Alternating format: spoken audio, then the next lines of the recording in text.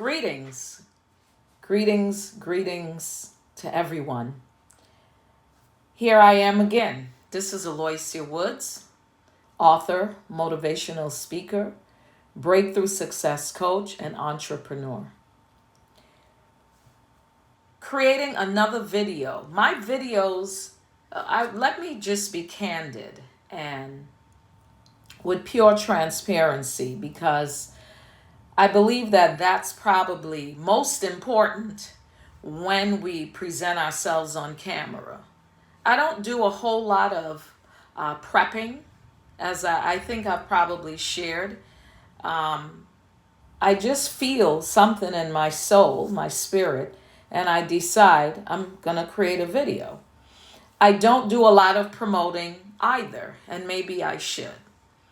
But at some point, I know that my message gets delivered, and whomever is meant to receive it, receives it.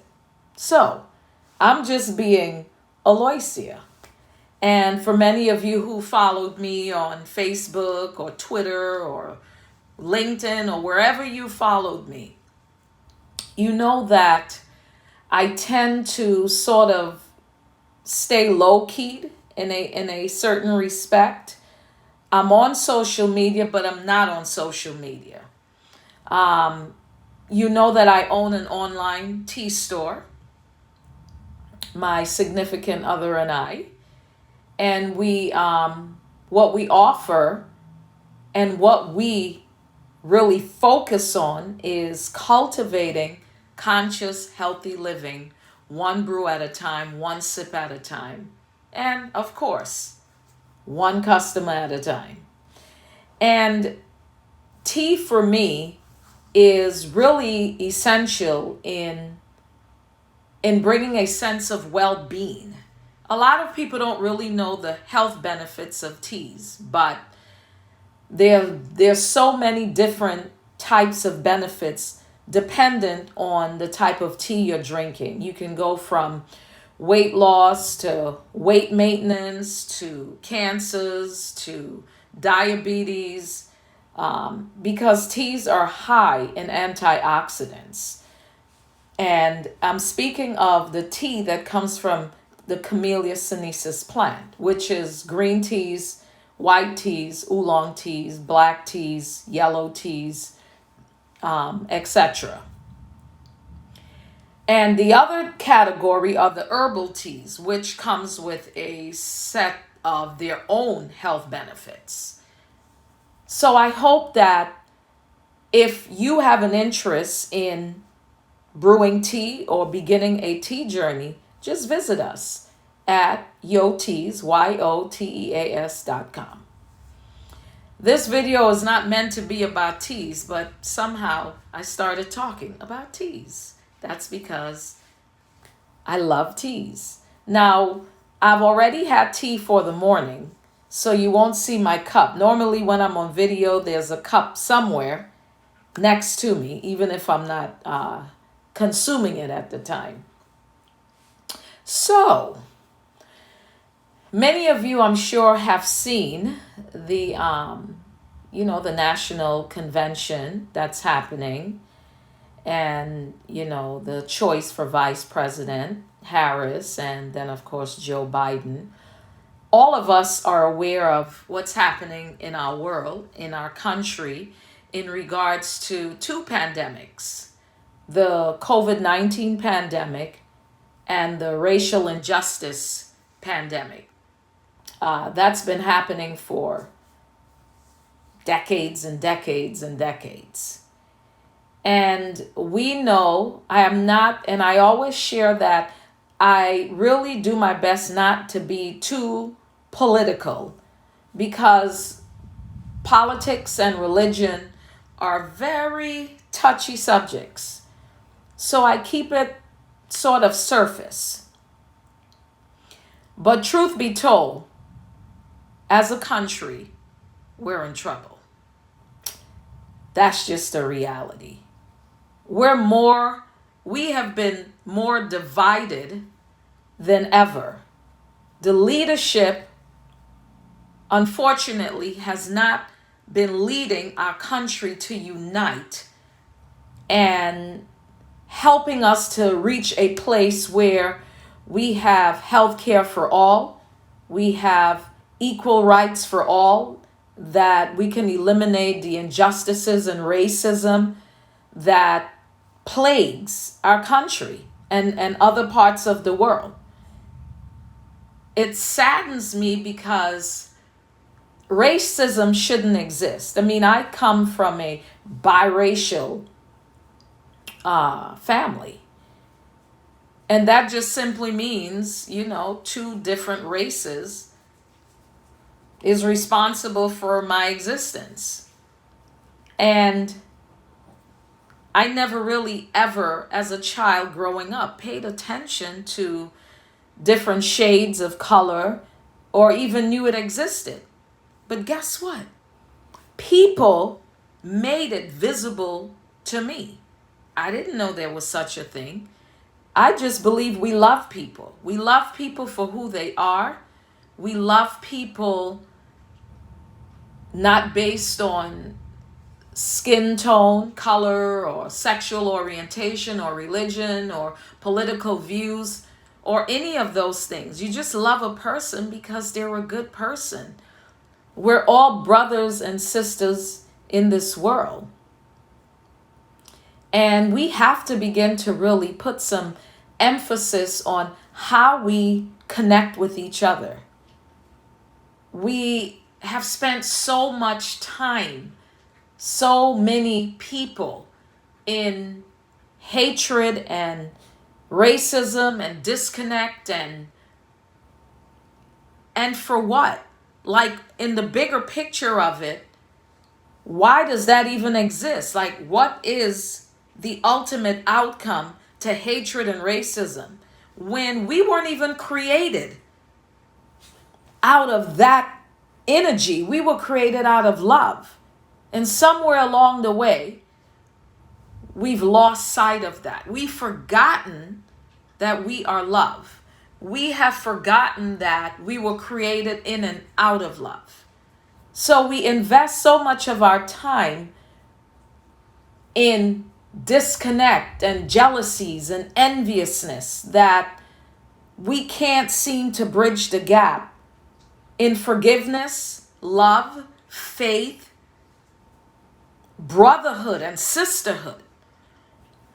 You may have heard in another video or through social media that recently I launched a group called Sisters of Motivational Empowerment. The short acronym is SUM. And we're on Facebook and we're on Instagram. Small group of women, professional, like-minded women I've known that I've brought together that are cultivating friendships with each other as we work on empowering each other, learning each other, and bringing all of our gifts and talents to the forefront so we can begin to impact and empower women from all walks of life. Now, we know there are a lot of injustices amongst women. Now, when you talk about women of the LGBTQ community, you're talking about another level of injustice that happens. When you're talking about women in leadership and women in various different professions, that's another level of injustice that plagues us as women. And we have to bridge the gaps to bring ourselves together as women because we have a lot of work to do. And the work that we have to do is to begin bridging those gaps with all of our gifts, talents, knowledge, creativities, everything that we have cultivated, learned throughout the years, be it in life or professionally, so that we can help women who are out there struggling in their relationships, struggling in their mental health, struggling in their their finances, struggling in their personal lives. And you have all of these components collectively that women are not in alignment with. So how do we bring the balance back into the equation? How do we really come together and create a pathway that helps to start bridging these gaps of disconnect? So, Sisters of Motivational Empowerment, as you've heard me say, and I'll reiterate, is a community, but it's also a movement. And in that movement, our goal is we need other women to come together with us, join together, unite with us to bridge the gaps. So historically, with what's happening politically, that is a major, major accomplishment that speaks for all women, that we can accomplish anything we dream and desire, that we can achieve the life we dream and desire. Nothing really stops us but us, be it lack of self-love, be it listening to the negativities of others, co-signing that and feeding into those negativities, just not feeling whole and adequate in ourselves, and causing us to really derail in the opposite direction to what we dream and desire for ourselves and our sisters. So I continue to plead with each and every one of you that it's time for us to step up, stand up, and begin to really start doing our part. Because while there are protesters protesting, those of us that are not in the streets protesting, we still have a part to play. So our protesting can be, incorporated differently by how we build community and how we share our stories, share our experiences, share our insights, our perspectives. And part of what we're embarking upon is a platform where, as women, we have candid conversations from the perspective of a woman.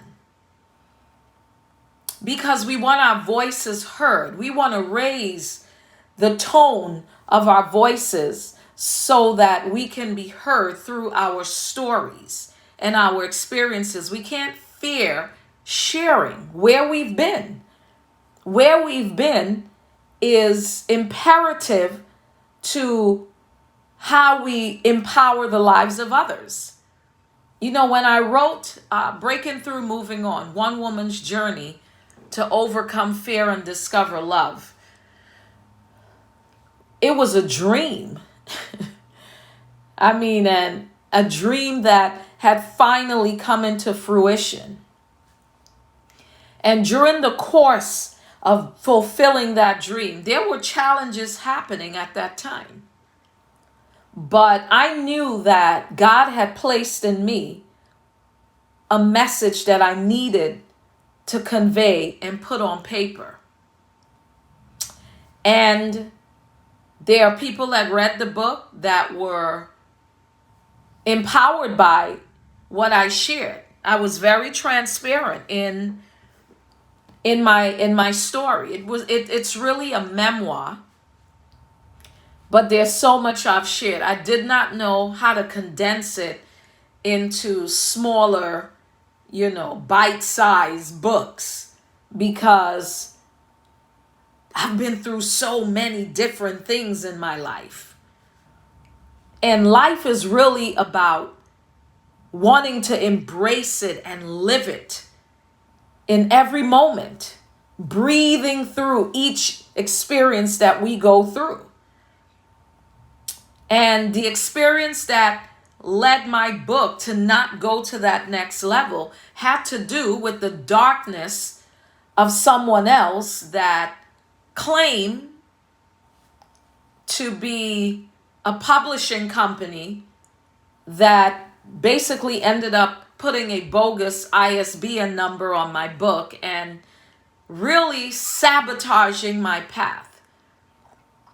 Now, while I'm in the process of writing another book, I know that I have to relaunch the first book at some point because the message hasn't reached everyone. And look, I'm a humble individual, and my mission and my focal point in my heart and soul is to teach and empower and help to coach individuals who are struggling with life, with the things I have struggled with, that I've had to work through, pray through, fight through, breathe through. It's like, oh my goodness. You know, when you get over one obstacle, then you see another obstacle. But it's what makes us stronger. It's what makes us more resilient. And when we are awakened, is what helps us to really stand faithfully and fearlessly as we move through this journey called life. One moment at a time, one breath at a time. So I hope that my words, as I continue to do whatever God leads me to do, I hope that my words or something I share will impact you, whoever you are. Something will move you in one way or another, because I too have struggled. And the journey in life always comes with another challenge, but it's how we respond to those challenges and obstacles and not react to them. See, when we react fearfully, then we throw ourselves into a spin tail of darkness. And the only way to stay in the light is to stay faithful and to stay focused on what's in front of us and not get lost in what was. The past is the past. The present is meant for us to stand in the here and now. It's virtually impossible to live in the past. When we do, we create our own inner struggle and darkness. That's just a reality. And when we try to move ourselves into living in the future, then we create a block. So before we can envision where we're going, this is my perspective, we have to understand where we are. And truth be told, we have to know where we've been, but we can't get lost in the rearview mirror. And then we stand planted in the present, faithfully and fearlessly and courageously, so that we can now have hope for the future. Because the goodness that God created within us is ours. All we have to do is embrace it. Until we connect again in the next video, there's a lot of work to be done. Join me on this journey. Join us on this journey. I love you all, and there's absolutely nothing you can do about that. Peace, love, light, and abundant joy. And I hope each of you, in the space and time we're living with 2 pandemics, amongst the other struggles, financially or whatever they are, stay safe, stay healthy, stay faithful, And remember, you are loved and you are love in every moment. Love and light.